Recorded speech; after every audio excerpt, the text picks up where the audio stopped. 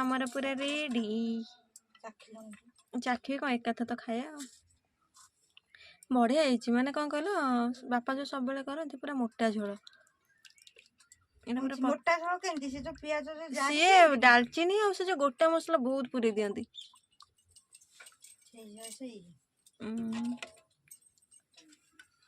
ଏଇଠି ଆମର ଜଗତପୁରରେ ଗୋଟେ ହୋଟେଲ ଅଛି ଚାଳିଆ ହୋଟେଲ, ସେଠି ଏଇ ଟାଇପ ର ପୁରା।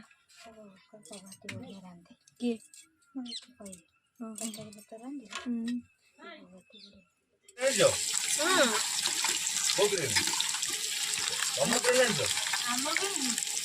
ଆମ କଣ ରାଜ ନା ଆମେ ଖାଇବୁ ପୁଣି ନେଇକିନା ଯିବୁ କେଣେ ନେଇକି ଆସିବୁ। ରିତୁ ତାର ବୁଝିବ। ଆମକୁ ଡାକିଲେ ଆମେ ଆମର ଖାଇ ପିଇକିନା ପଳେଇବୁ।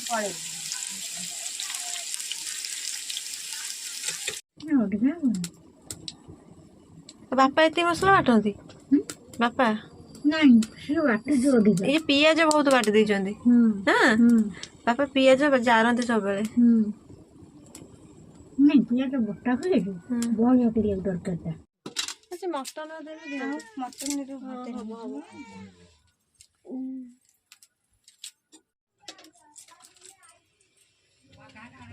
ଲଙ୍କା ଗୁଣ୍ଡ ଯେତେବେଳେ ପକେଇବା ତା ଦେହରେ ତେଲ ପକେଇକି ପାଣି ପକେଇଦବା, କଲର ବଢିଆ ହବ। ସେଇଠି ଲଙ୍କା ଗୁଣ୍ଡ ପକେଇଲା, ତାପରେ ଟିକେ ତେଲ ପକେଇଦବ, ତାପରେ ଟିକେ ପାଣି ଦେଇଦବ। ହଁ ଏଇ ତେଲ ତ ପାଣି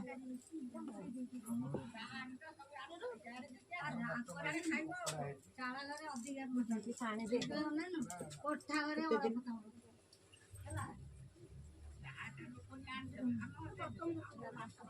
ତାପରେ କଲର ବାହାରିଯିବ।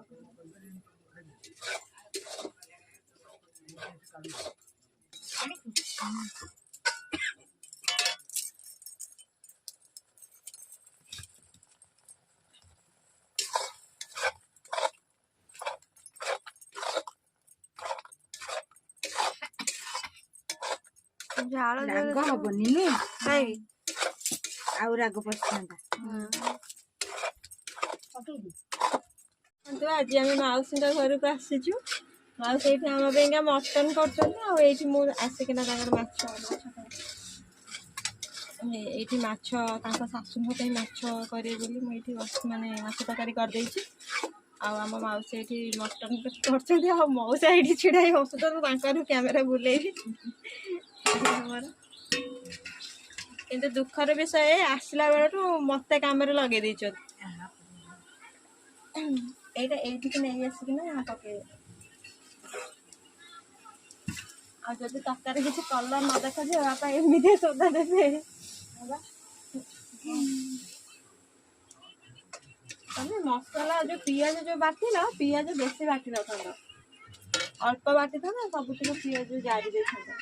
ମୁଁ ସେଇଆ କହୁଥିଲି, ମତେ କହିଲି ନାଇଁ ବାଟି ଦବୁ, ଜାଣିଥିବ ଯଦି କରିବା ହାତ ବୁଟିକି ଯାହା କରିବା କଥା। ତମେ ନହେଲେ ଅପେକ୍ଷା କରିଥାନ୍ତ, ଆମେ ଆଇଥିଲେ କରିଥାନ୍ତୁ। ମୁଁ ଆମ ଘରେ ତରକାରୀ କରିକିନା ଦିଏ ବାପାଙ୍କ ପାଇଁ।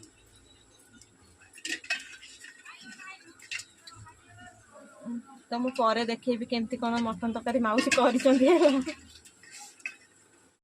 ଆମର ପୁରା ରେଡି। ଚାଖିବି କଣ ଏକାଥ ତ ଖାଇବା ଆଉ। ବଢିଆ ହେଇଛି। ମାନେ କଣ କହିଲ ବାପା ଯୋଉ ସବୁବେଳେ କରନ୍ତି ପୁରା ମୋଟା ଝୋଳ। ମୋଟା ଝୋଳ କେମିତି? ସେ ଯୋଉ ପିଆଜ ସିଏ ଡାଲଚିନି ଆଉ ସେ ଯୋଉ ଗୋଟା ମସଲା ବହୁତ ପୁରେଇ ଦିଅନ୍ତି।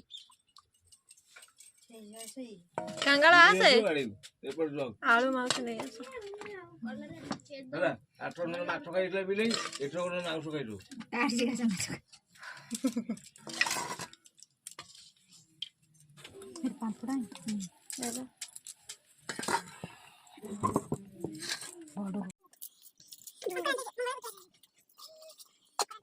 ତମେ ଯୋଉ ଭିଡିଓ ଯୋଉ ଯାହା କହିଲେ ମୋର ଭଲ ଭିଉ ଯିବ। ରାକ୍ଷସ ଶୁଣି ଖାଇ ଚାଲିଗଲେ। ହଁ ହଉଛନ୍ତି କେତେ ଖାଇବାକୁ, କଡେଇ ଫଡେଇ ଖାଇକି ପୁରା ଧ୍ୱଂସ କରିଦେଲେ। ହାଡ଼ ଗୋଡ଼ ପଡିଛି, ହାଡ଼ ଗୋଡ଼ ପଡିଛି, ଟିକେ ବି ନାହିଁ।